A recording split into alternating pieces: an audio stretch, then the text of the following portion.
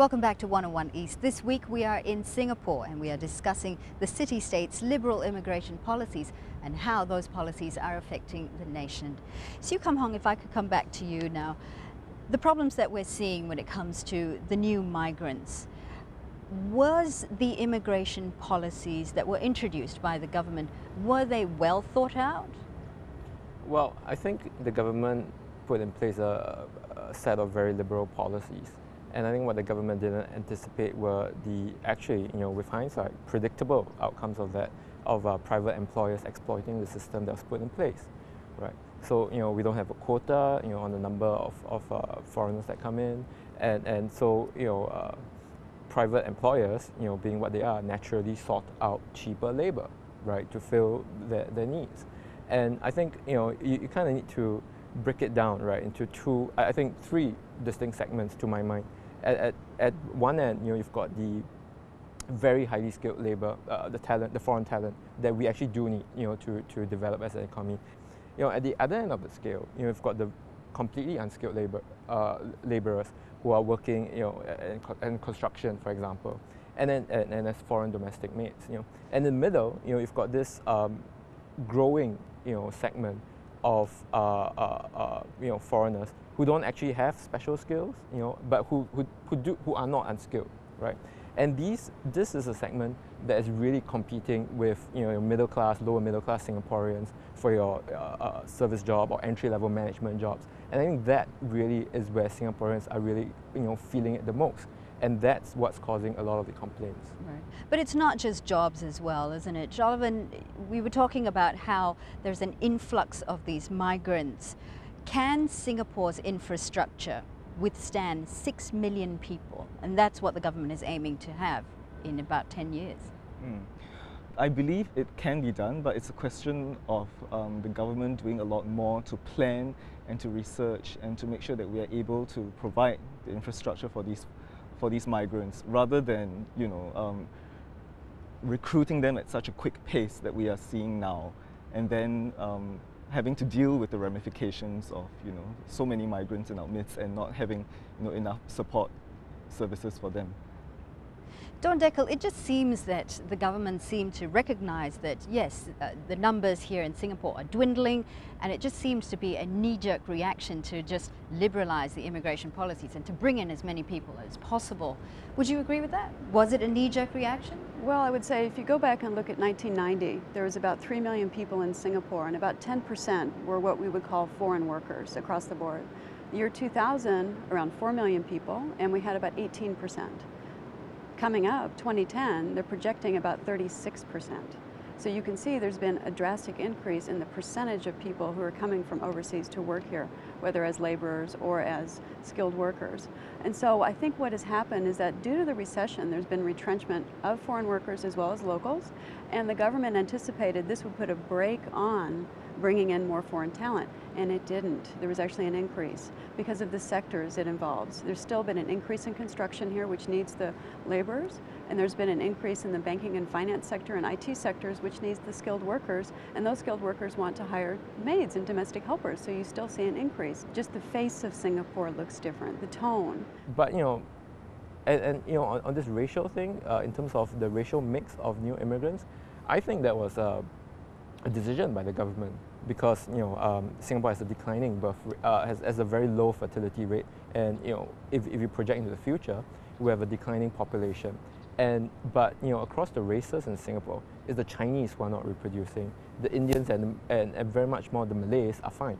So actually, the Chinese immigrants and the Indian immigrants are actually coming in, and they are working to maintain the ratios between the races, and that to the PAP is a very big thing. Race and religion in Singapore has always been very sensitive. So maybe one of the drivers for that might be a fear that the Chinese majority will kind of feel that, hey, our numbers are going down, is our position as the majority race going to be threatened? Mm-hmm.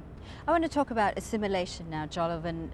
We're talking about Singaporeans who are complaining that the new migrants are staying in enclaves. They're not assimilating with Singaporeans. Do you see a cultural clash here between Singaporean Chinese and mainland Chinese, South Asian Indians and Singaporean Indians? Yes, yes, there definitely is. I mean, just because we are Chinese doesn't mean that we are similar to the Chinese from China, yeah, or so Indian is similar to the Indians from India. So there's still a lot of I think bridges that need to be built between both communities. For example, NGOs and a lot of grassroots groups, for example, with funding to have programs, to encourage new immigrants and Singaporeans to mix. Yeah, and I think these kinds of resources could be very useful. And I mean, NGOs and grassroots groups know what's happening on the ground, so it's easier for them to respond. Yeah, but one of the issues that I have is that this integration is only for highly skilled migrants, when the majority of the migrants in Singapore are low-wage migrant workers. I mean, there are almost 1 million low-wage migrant workers here in Singapore. Yeah, but the funds that have been designated is for highly skilled migrants, and I think that is something that needs to be addressed. Are you saying then that the government perhaps is choosing just for the Because educated these are the desirable migrants? Yeah. The desirable migrants to assimilate with Singaporeans? Yes, I yes, see. that's right. Dawn Deckel, there is also that issue of loyalty, isn't there? What about these new, the permanent residents that have come in to take advantage of Singapore as a growing country? Do you think they're loyal? Where do their loyalties lie? Well, loyalty, I think, is a very interesting concept, because within Singapore, we're talking about the immigrants coming in, but we also need to consider the immigration, the out-immigration of Singaporeans. And so many Singaporeans, 6,000 to 7,000 per year, are leaving Singapore, a bit of a brain drain. And so you have to think, are they still loyal? I don't know. Right now, there's a bit of mixed feelings about Singaporeans who go overseas. They're considered not loyal, not patriotic, not supportive of the Singapore model. But whatever they're saying on the ground when they go overseas is really going to go a long way to promote Singapore. And so I think more outreach to the Singapore overseas would be great. How do you think the government perhaps should be turning their efforts in trying to retain these Singaporeans rather than bringing in new migrants to replace them? Well, definitely, it